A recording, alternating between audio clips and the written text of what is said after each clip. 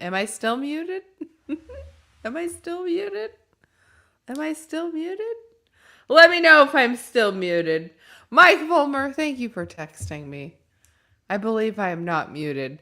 It showed not muted there, but then I looked and my mic was red. I think I'm good now, though. So let me know. Am I good? Am I good in the chat? All good. Good, good, good. All right, you guys. Welcome back to another episode of Crypto News with Julie Kennis. I'm your host, Julie Kennis. As always, this show is powered by the Gokhshtein News Network, and we're a little bit of a hot mess today, you know? That's how we do it. That's how we do it. If you didn't see my post on X, you guys, I'm a little bit of a hot mess today. That's how things are. So, but yes, this show is always powered by the Gokhshtein News Network and sponsored by Market Cipher. So, shout out to everyone here in the chat. If you guys are over on X, feel free to jump over onto YouTube. Join in on the discussion with us as we move through the show. Shout out to you, Mike Volmer. You were here in the chat. Black Hat Team, Peace of My Mind. How are you? John Legend, the legend. We had all the fam out in the chat this morning. Poe Man, I hope you're doing well. Thanks everybody for tuning in. Glad to have you all here. If I missed you, sorry I missed you. Just keep chatting, keep typing away. I'll see you. I promise. I'll see you in there. So, but yeah, I hope you guys are all having a good start to your day. Yes, I've been pushing out some content on the Hantana virus. It's getting people all flustered. You know, nothing gets people more aggravated than the thought of another pandemic. Nobody wants another pandemic. So, did I have a few alcoholic beverages? No, I did not. I gave that up, but it would be fun if I did. But you guys know I'm California sober, so I'm going to plead the fifth on being California sober right now. So, am I an Indian gamer? I am from India. Are you a gamer? I can game for you if you would like. The plandemic. This is going to be a plandemic. Scandemic. All right, let's talk about it. Before we get into talking about the rest of the show, I want to talk about it. There's people saying that, one, the boat is fake. All right. People are saying the boat is fake. I don't know if the boat is fake or if I believe that the fact that the boat is like a research boat and that people are like doing research. They're going to specific destinations, getting off. They're taking photographs. They're documenting things. So I think maybe that's more what this type of a cruise is. It doesn't look like the type of cruise where you're up and you're, hitting the pool and all you can drink with your wristband and you're getting off at the port of entry and hitting the papas and beer. No, I don't think any of that is going on this cruise. I mean, let's talk about it. For one, I think this particular cruise was stopping in Antarctica. And for you to be on a cruise to stop in Antarctica, like I think very few cruises even stop in Antarctica anyway. So yeah, you look at the route that the cruise went and it's just this very particular route. So here's my thoughts. Okay, I felt like with the original pandemic with COVID, we went way over and above and beyond what we really needed to. We went crazy. Like, we shut things down. We did all this crazy stuff. We had freaking grandma hugging her grandbaby through a shower curtain. Like, there was just weird stuff going on during COVID. And it was like such a small percentage of mortality on it. Now we have like something here. Here we're talking about something that has a high mortality rate. And people are just like, oh, it's nothing to worry about though. It's this really rare disease and it only happens in this rare area. Okay. Now, I would like to talk to you guys about being an expat. If you guys have ever traveled abroad, if you guys have gone to another country where you have not been sick with the types of sickness that they have, you get so ill. So when I lived in Australia, the first year that I lived there, the first every cold I had for the first year that I lived there was like the worst cold of my life, because these strands of flu that they have in Australia, the flu, the cold, the illnesses that they have, there's a slightly variation than the American we've got the American flu, right? Okay. So, okay, Argentina's had this virus for 30 years now. Argentinians aren't worried about it. Americans maybe are. We haven't had that virus here before. That's new. Okay, that's new. And then they're saying stuff like, oh, well, it's not easily transmissible. Okay, you have to be around that person for a long period of time, and so that's why the husband and wife transmitted it to each other. Well, then how did the flight attendant get it? Was the flight attendant like rubbing up on the person that they were, serving their coffee to? Because usually the flight attendant is like, going past me as fast as they can. Like, maybe they'll chat for a minute, but not long. Not long. I had COVID too, several times. I had COVID too. The first time I had COVID, it was one of the worst colds of my life. And it was the first time I ever had to get up and take a shower in the middle of the night to relieve the pain in my back. So it was a very intense cold. COVID was not a joke. That was not a joke cold. It was a serious cold. So now we're talking about something that has a higher mortality rate, starts out like a regular cold, right? And then once you have the cold, all of a sudden you go into multi-organ failure and that's why you die. Okay, that's crazy. That's crazy. So, I don't know. There's a person in Arizona that they didn't know had it, and all of a sudden their symptoms deteriorated in a way that they had checked them. So there's a woman in Arizona. I just put out a piece of content.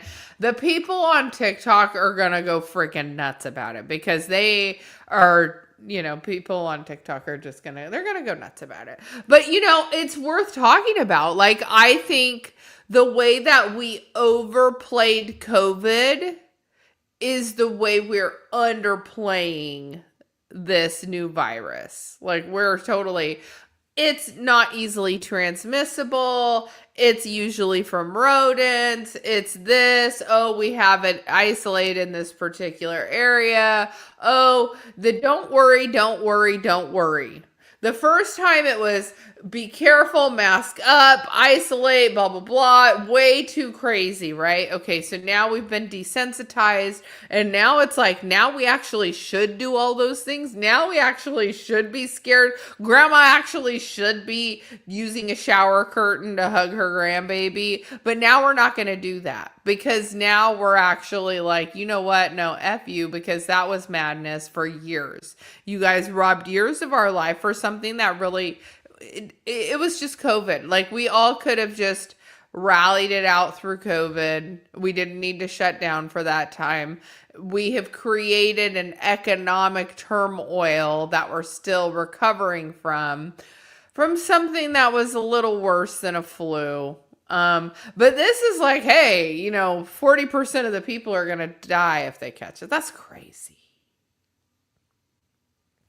And then on top of that, you guys want to talk about, so when Amelia caught her rare brain condition was during COVID. And then because I was working in solar, it was considered solar is electricity, and electricity was considered a critical infrastructure. So I had to show up to work every day. So during COVID, I still had to show up to work in the office, no social distancing. They wanted me meeting customers on the phone, in person, sitting in meetings. I was in tables, like I was at conference tables. I was zero of the protocols that everybody else had going on because we were critical infrastructure, and it was totally BS. It was totally BS. But they required us to be there. So while my daughter was really sick and she was having her seizures, like if she got sick from being like ill from the flu, she would have really bad seizures. And so I needed to be home. I needed to work from home, and they wouldn't let me work from home. They forced me to have to be at work, and they forced me to have to be there. Well, I should have technically been at home. I should have been social distancing. My daughter was really sick, and then they ultimately ended up letting me go because, she had epilepsy. And instead of like I probably should have gone on disability. Like in hindsight, I should have gone on disability. There's things that I should have done, like I wouldn't have been able to keep my house if I got on disability because I wouldn't have made enough. I still would have had to sell the home.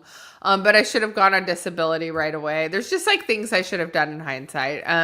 But you guys, if we're looking at another pandemic, we need to really think about what could happen to us. Like, I believe someone was just saying in the comments, someone was saying that they were disabled from COVID. These things are going to happen. Like if this is real, and I believe it is. I'm not going to sit here and say that this is not a real disease. I believe Bill Gates when he says that there will be a next pandemic. And when we had the first pandemic, my last piece of content, I played the video of him saying in the next pandemic, because he literally has in his agenda to have another worldwide pandemic. And Bill Gates is old. So how long does he have left to do another pandemic? Well, not long. Not long. So he's got to do the pandemic now, right? You got to get the pandemic in while you can. Hello, Mama Shadow. Nice to see you, lovely. So if we have a horrible disease that is being unleashed on us right now, just do what you can to take care of yourself, take care of your family. You want to know what I should do, honestly, what I could have done, what I should have done.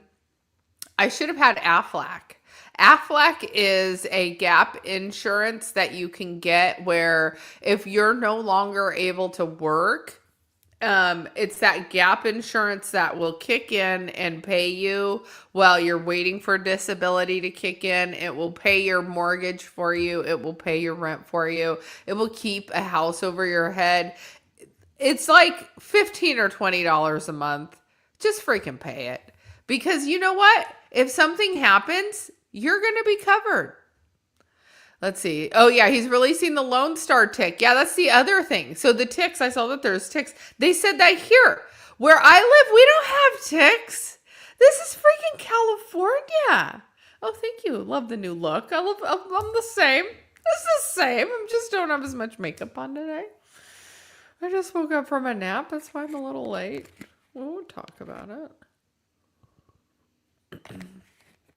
Speaking of breast cancer, I will say, you guys, in the light of my stressful events that happened over the weekend, my dad not doing better, my daughter tripped and fractured her toe. I have to call and get her toe checked out before she goes to Florida. But yeah, she fractured her toe. She's in a boot, the whole crap. At least I got a call from my doctor, and I went and got a screening to check to see if I have cancer, because I'm getting to the age you got to get yourself checked out. And I went and got my self checked out, and I don't have cancer. So I'm like, yay! I am going to celebrate and with some sherbet ice cream and a nap, and that's what I did. I did sherbet ice cream and a nap. So yeah, so she broke her toe Friday. Saturday morning it was like purple. I was hoping to just like sleep and like relax on Saturday, but instead I woke up to a barrage of text messages. My daughter's toe is purple. I needed to get her to the doctor. So we went straight to the urgent care. We got her into a boot. She made it to prom. Went to prom. She probably was too rough because she jumped up and down. She said she jumped up and down. Her toe is more purple than it was before we went to the doctor. So, but we have to go get it checked out just to make sure she doesn't need surgery or anything. But yeah, she has to go to Florida. She has 2 concerts, and she has to come back from Florida with a broken big toe. So yeah, she did that. That's a great start. So my boob smasher appointment though, that's not until like June. That's not till June. So, but my other appointment was good. So far so good. I'm happy.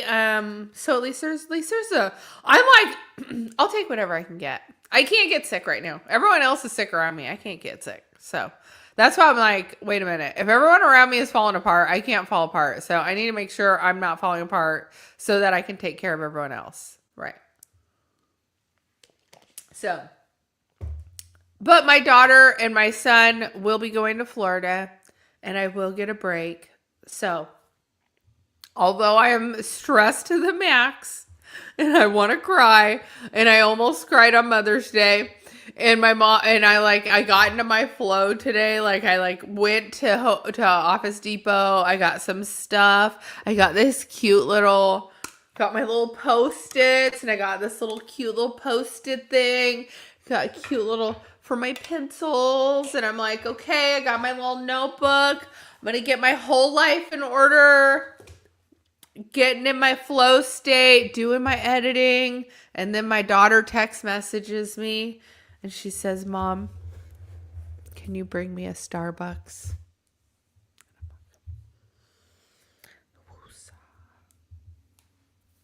Absolutely no, I cannot. Yeah, I guess it says to what type of mom that I am, that my daughter feels like she can text me in the middle of the day and just ask for a Starbucks. I'm like, I just dropped you off 2 hours ago. Go to class. Leave me the F alone. She was a difficult baby. She would not sleep, and my mom bought this book for me to read to her, which I couldn't read to her. But it was literally called Go to Sleep. And it's full of cuss words, but it is a children's story about to sleep because I'm tired. And she still to this day is my child that is like just a complete pain in the ass. And I love her to death. But man, if I would have had my son first, because he's so easy, I would have been just completely skewed on what it's like to have a kid, because I could have had 10 of him because he's so easy. He slept through the night at 8 weeks old. Doesn't really need him much. He's just so happy. He's loving. Everybody loves him. He's a good kid. He's never gets in trouble. He's a safe boy. My daughter, though, she's just, man, oh man. She's so beautiful, though. She's a pain in the ass. I told her over Mother's Day dinner, I hope you marry a rich husband. And she sits there with her surf and turf and all the fixins and all the stuff, and God bless her. God bless her. So anyway, Poe, man, I hope Miss Poe is doing well. She hasn't been in the chat in a while, but you were talking about her. So please send her my love. Tell her I hope she's doing well. I hope she had a great Mother's Day yesterday. So, all right, you guys. So, I do have a show for us to get into. Not too crazy about the Huntana virus and all of the things that I want to speculate on are happening with that, because I do speculate things are happening there. But we're not going to talk about that now because Bitcoin is trying to break 82,000. So let's go ahead and get into the crypto charts.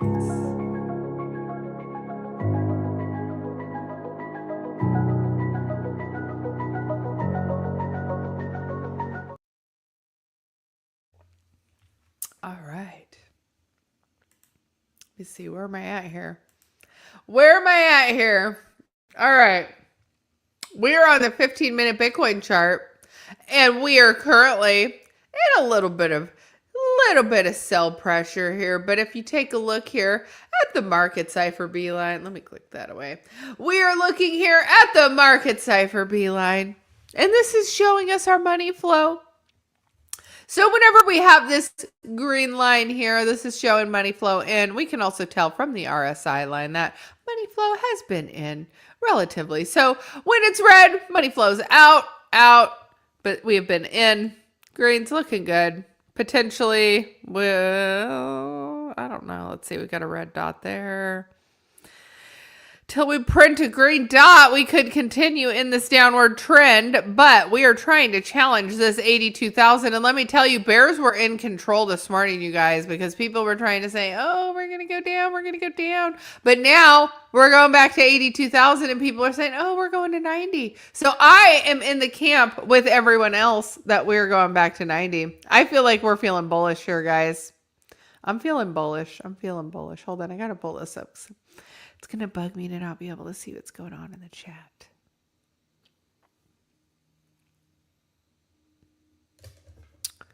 All right. Does it look like I have a new look, you guys? I guess it does, kind of. I guess it does a little bit. I moved the camera. I did some things. I changed the lighting a little bit. Sometimes I'm green. I'm not green today, though, so that's good. That's good. All right, so taking a look at Bitcoin, because it is, oh, I'm like, I was going to say it's green, but it's not green right now. I don't like that. Because it was green when I first started. What the heck, guy? What the heck? All right, let's go ahead and move on. Ethereum, wah wah. Stuck at 2,300. I feel like it's a stable coin at 2,300. My Solana bags are happy, though. Let me tell you. I loved opens. Am I a little hokey? Hold on. Let me push that button. Is that less hokey? Am I a little less hokey?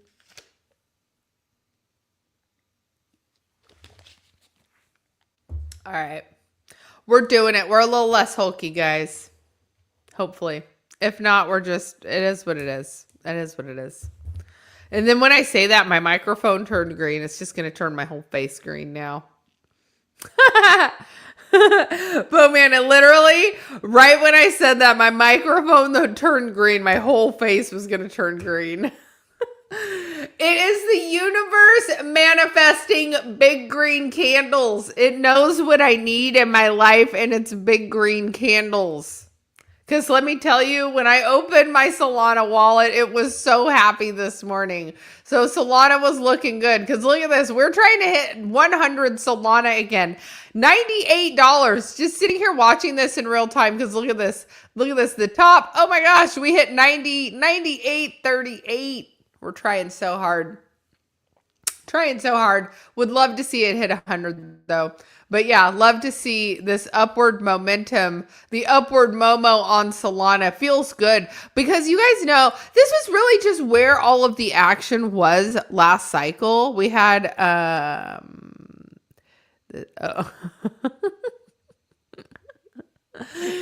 This is where a lot of the action was this cycle. So we like to see a lot of the momentum moving back into Solana. And I want to talk a little bit about Solana, and I want to talk a little bit about some of the controversies between crypto, blockchain, and some of the things that go on with it. But let's go ahead and move on, because Chainlink is looking good, because it is finally found its way above $9 and is currently sitting at $10.61.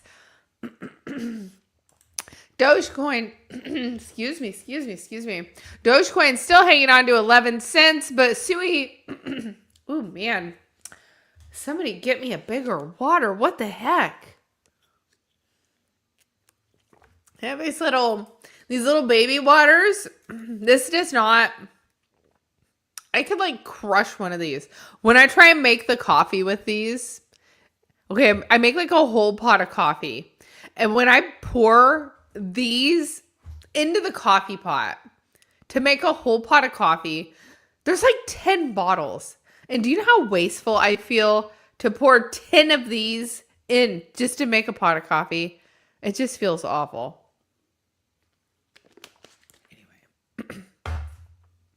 Bring my own water next time. Anyway, Sui, I do have some Sui, you guys, and it was stuck around the 93 cent range for a while. So seeing it around $1.30 feels good. This is definitely some positive momentum in the market. And this is why I'm taking a look at it, just a broader like overview, because take a look. ADA, it's at 27 cents. It's up about 3 cents. But when you look at Sui and see how much it's up overall, Chainlink is up. We've got some positive momentum. Solana up to 100. How can you not feel like Bitcoin is going to head to 90K? Because you can see that there's just these little edges, these little movements. Get water jugs. Oh, I got jugs, John. I got some jugs. I'm freaking set there. Yeah. Oh no, Jesse's getting bearish. Yeah, privacy coin's too high. Corvette, I'm with you. I feel like privacy coins went in freaking insane this last cycle. I feel like the way we had a meme coin super cycle, I feel like privacy coins kind of went a little nuts. And like there wasn't really enough justification behind the privacy coins. Although I do feel like there is a need for privacy coins. I feel like I don't know. Do you really want just a singular coin, or do you want more of like a privacy ecosystem? So Jesse says, I'm a macro trader. I'm going to leave that one alone. You guys already know where I'm going to go with that, so we'll just stop it right there. All right, let's go ahead and take a look at the crypto bubbles, because I pulled this one up. And you guys know, I immediately was like, what the heck is this? This build on Bitcoin is up substantially today. So this one, let's see, I had to zoom out to get it again. All right, yeah, this one here, let's see, we were up from 38 cents up to 63 cents now. This one's build on Bitcoin. This one actually was sitting in the top 200 for a while. Didn't really come from out of nowhere, but did have a pretty significant pump today, which is why we're seeing it in the top 100 today. So anyway, here we are, top 100, looking a little mixed, but we've got some outliers there. So looking good. All right, you guys, let's go ahead. Before I get too crazy, let's get into some breaking news.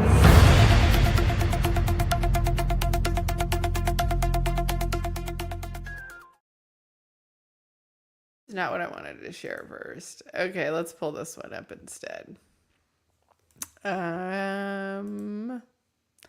All right, you guys, I have to talk about this one. I have to do it. So, This is our good friend Jess from Blockus. She tends to go viral. I don't know if she is just amazing at rage baiting people, but she has done a phenomenal job. She has done it yet again. Yet again. Anyway, so she gives the recap of the closing party of consensus because it was held at 11. This is the photo. I'm sure you guys have all seen it going viral. There have been pictures and videos going of this. As you can see, these are females here with their boots and pretty much only their boots on. And then all of the crypto bros around them. Many of them with their lanyards and their, company name and doxed name listed on it. And so this has made a very viral debate online. And so I wanted to talk about it in part because this has now also come out because even Consensus has spoken on it. Poman says the guy taking a piss at the bar was the real winner. I see. The thing is, I wasn't sure if that was a real video because sometimes people will say things are from the event and then it's not really from the event. So it's just tough to say. I did see that a guy was urinating at the bar and then I don't know if he slipped in his own urine or what, but he like freaking wigged out and hit the ground. Anyway, so she says that this year's official closing party by consensus and CoinDesk was a massive step back, hosting at the flagship event at 11, which is a strip club. Not that it's just inappropriate, but that it's incredibly lowbrow for an industry trying to grow up. Let's be clear, I'm all for alcohol, music, and a good time. Hire a world-class DJ, throw a massive rave, go to club space. But choosing a strip club as an official venue for a global conference is a choice that reflects poorly on all of us. Just because this happened in 2021 doesn't mean it should happen in 2026. Back then, Coinbase, FTX, and Binance execs were there, but the industry has evolved. We're supposed to be moving towards institutional maturity and not leaning into the bro culture cliches. I've always been an advocate for sex work. Really? I have zero issue with women making 60 to 80K on their own terms. The issue is the context. I am not an advocate for sex work, just FYI. When an official event at a top tier conference filled with institutional partners and people of all genders and religions centers on women shaking for dollars, it diminishes women to sexual objects and enforces a stale and exclusionary culture. It's honestly boring. I guarantee brands like MetaMask and CoinDesk will one day look back at their logos plastered on those walls with genuine embarrassment.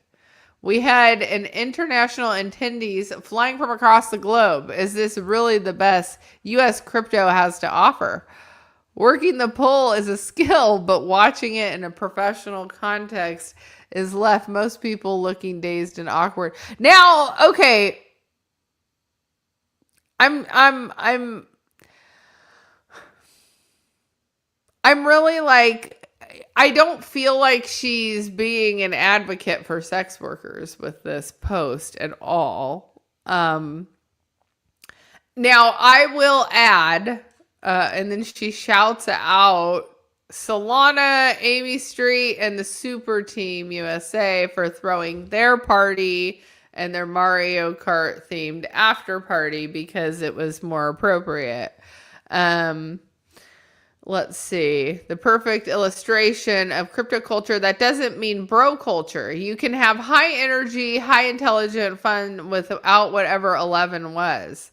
Let's talk economics. A single sponsorship for that 11 event cost roughly $90K. The entire Mario Kart event, maybe $50K. Using a massive brand budget to alienate half your audience is a spectacular waste of capital.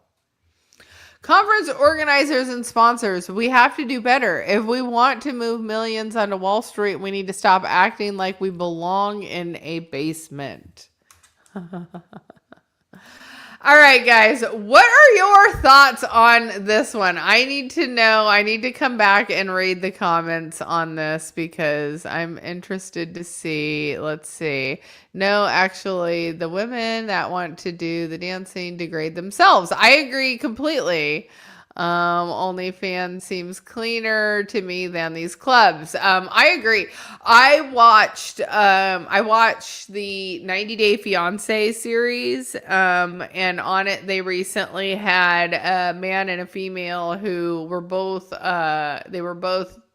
exotic dancers and had worked in Vegas, and they were together because they both worked in the industry, so they understood. And the woman wanted to go back to the industry to make some money. And he was telling her, look, if you need money, I'll help you pay off your debts. And she said, well, I don't want to take your money. I'd really prefer to make my own. And he said to her, I know what they do in the back rooms of those clubs, and I don't feel comfortable with my woman going and doing that. So he basically validated everything that we hear that we suspect happens at those clubs, in the back rooms, the private parties, etc., etc. So, I mean, I don't even know. Here's my thoughts. Okay, I'm going to tell my story of when I was at Consensus in Austin. They did not have a sponsored strip club event. I will say there is a group of individuals who every time they go to crypto conventions, the after hours always ends up at the strip club. These people, that is part of what they do. They like to go to the strip club and they like to throw money at the strip clubs. So I knew that ahead of time because I've seen in pictures from conferences prior that this particular group liked to do that. Now I'm with females, so I'm thinking like I'm okay.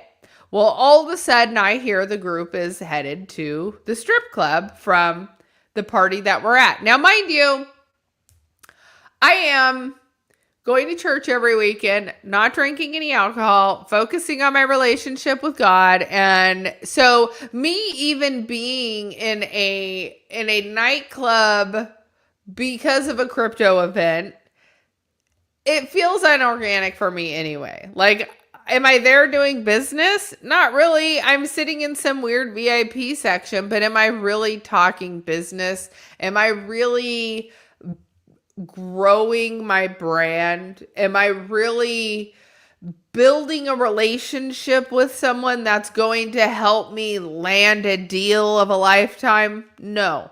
Amy Street actually put it best at the start of the Solana Accelerate before all of this went down, is she had quoted, I should have pulled open the tweet, but she had said something to the effect of like, no, sir, I'm not going to listen to your business pitch. It's 10 o'clock at night and we're in a loud club.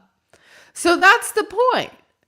Business doesn't really get done after the conference. Now, you might set up to have dinner with someone, and while you're sitting at dinner, that's where the real business gets done. If you're sitting there having a private one-on-one conversation with someone, or you're sitting down in an intimate setting, that's where the business is getting done. It's not getting done at an event. Now, I will tell you,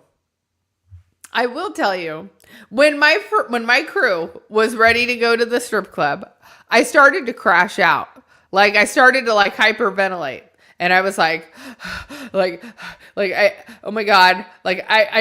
You know, when it's late at night and it's like, you don't want to break away from your crew. I'm a woman alone in a city I'm not familiar with. I don't want to jump in an Uber by myself to head back to an Airbnb alone and maybe end up for dead. So my crew goes all the way out of their way to take me home and make sure I make it into the Airbnb. And I curl up with the little doggy and I went to sleep. And I went to sleep and I was safe and sound. And that's how you know who the real friends are. The real friends are like, you know what? Okay, this isn't working for you. We're going to get you home. We're going to tuck you in. We're going to make sure you're okay. And I was okay. And I didn't go to the strip club. And you know how good it felt for me to know that I didn't go to the club. And it would have been fine. But going to the strip club would have been fine. It's not like going to the strip club was like they were going to make me get a lap dance. You know what I mean? It would have been fine. You would have just been sitting in the corner, and sure, there would have been women there dancing. But for me,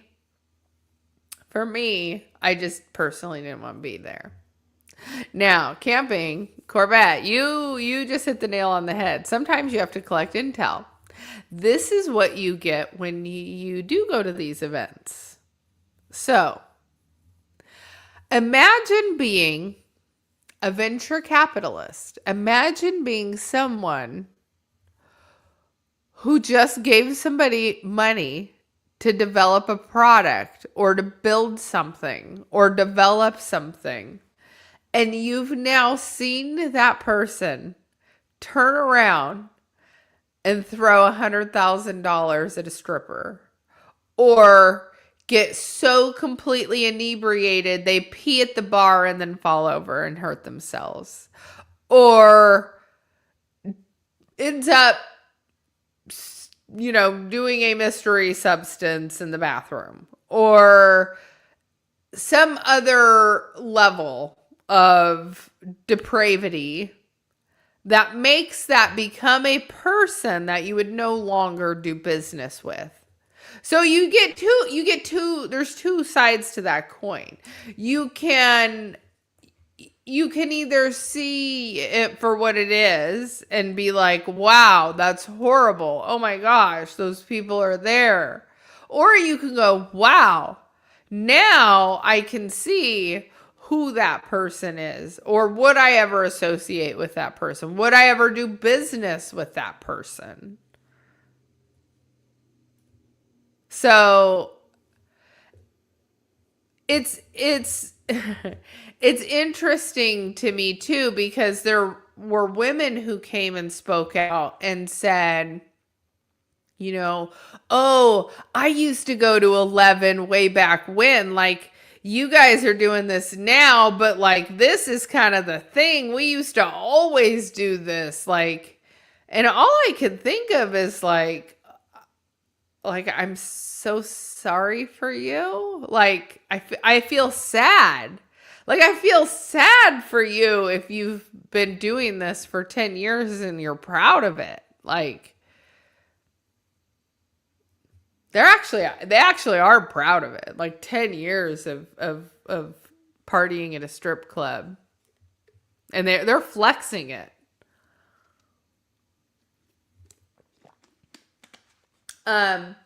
There's also companies in crypto that they're just not good or genuine companies, and so not good genuine companies are going to gravitate towards that.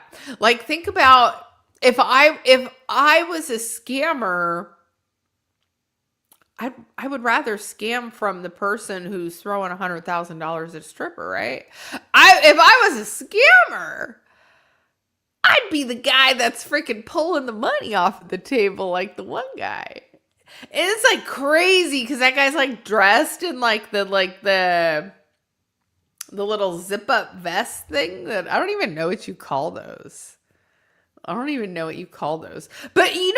what I'm saying though? Like, if you were going to scam someone in crypto, like, I would think the worst of the worst scammers would probably be at that nightclub. Like that's where you would find people who have acquired easy money that are looking to invest in your company, you know. And so sometimes you can like Corbett was saying, you can do some intel by going into these places. It does not feel good. It does not feel good.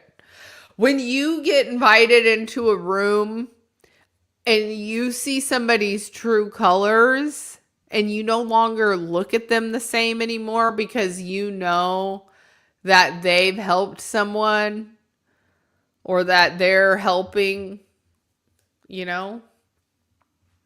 Crypto has handlers, right? There's people that have money that have handlers. And they're handling people, these little influencers. And it's so funny to me, like, I don't know. I guess I genuinely thought that one of these influencers was real. And it was so artificially created. Like, every opportunity was set up or paid. Because when I moved into this space, here's what I noticed. Here's what I've noticed. It's really hard to get people to, especially to meet you in person. A lot of times they don't want to do it. And if you're not paying them, they're not going to sit and they're not going to take time out of their day. And so, but if they know your handler and your handler is paying them, you see what I mean? So it's like, so some of what you're seeing is not real. It's not real. And then you can start to see full circle. I don't make a lot of videos because I will be totally exiled from the space. You guys have to subscribe to me on X. Because I think what I'm going to start doing, like I posted a video over there. In fact, I've deleted it now. But if I post it and just post it to the main timeline, anybody can see it. Anybody can see it. But it is insane. Like the stuff that I know from being on the inside that I can't actually say. And I want to say. I want to say it. I know. And this is, and people get scared. And they get scared. But I will say, as this goes on, as my career in crypto moves on, I know chat can go to hell. I don't even care. Because I'm on my own tangent right now. I'm on my own tangent right now.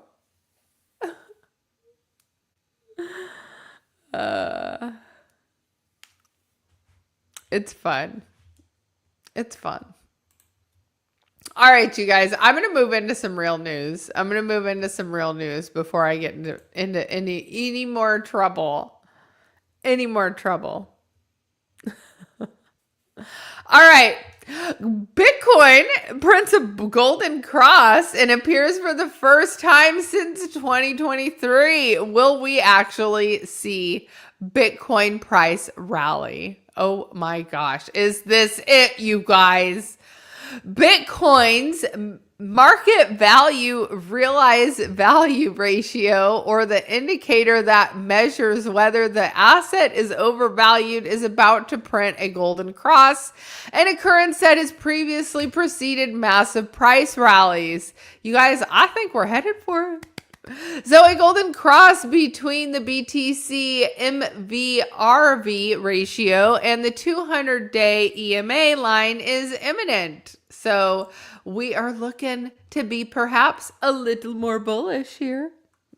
So the last time the indicator produced this bullish crossover was just after the 2022 cycle bottom, preceding a 90% Bitcoin rally to the 31,000 to Oh wait, from 31,000 to 16,300 in Q1 of 2023. Another cross was in September of 2023, followed by a 400% bull run and a current all-time high of 126,000. So, will we actually reach it? Yes. Yes. Bloggy says, just say it. YouTube doesn't pay shit anyway. Eventually, you never know. You never know. What I am excited about though is I think the hantavirus stuff and all of the different stories and stuff that come out about it, I'm going to keep freaking on that because the TikTok people are going to eat that up. I can already tell. And there's not a whole lot of it on YouTube yet. So I'm going to keep making some of that stuff. I don't know. Some of it likes to get picked up. So, and I need to post more of it to X because I think X is going to start monetizing some of their videos differently. In fact, my X payout was significantly higher. It was like double what it has been. So it was good to see. So meanwhile, Bitcoin's recent price rally to 83,000 boosted the short-term holder cost basis. So we got to hold this current range and hopefully hit our current target of 92,000. So, all right, you guys, that's all I got for today. Oh no, I did want to share this instead. Because talking about the last party, the closing party, consensus closing party, it reminded me of another party in crypto, which was the Mother Party. If you guys remember back Solana, they had launched the Mother token, Iggy Azalea. She launched the Mother token and she had straight up strippers. And to me, that party was so nasty. It was so nasty. I felt like that was peak nastiness for crypto. So I feel like the Mega Stripper Club is not quite as bad as the low that this was. This is actually getting a class action lawsuit from her friends over at Berwick Law. I love to see it because she legitimately pretended like, oh, I'm trying to build, I'm trying to do this and that. And she legitimately launched a token and then bought herself a house. She launched herself a token and bought herself a house and then was like, oh, I'm still in DeFi. And then she brought her friend Neon and I'm sick of the celebrities coming and grifting from the space. And the celebrities coming and grifting from the space, they have the same handlers as the crypto influencers who are allowing them in. So that's why you're seeing the bleed over. That's why people are like, oh, welcome, Iggy. We love you. And they get this they get this view, this access to them is because that they're being paid by the same handler. They're being paid by the same handler. So that they've learned Hollywood's going away. The music industry is dying. Music is completely fake. Like the same songs have been copied over and over and over again. And we don't idolize these people anymore. And now, don't even get me started on ticket resale prices and things like that. Because that's all just, it's all garbage. It's all garbage. It's all stuff that is meant to distract you from what is right and what is good. So what is good? What is right? So love your family, go to church, love God, and stack Bitcoin. So that is it, you guys. That is the show for today. I will be back tomorrow at 1 o'clock Pacific time.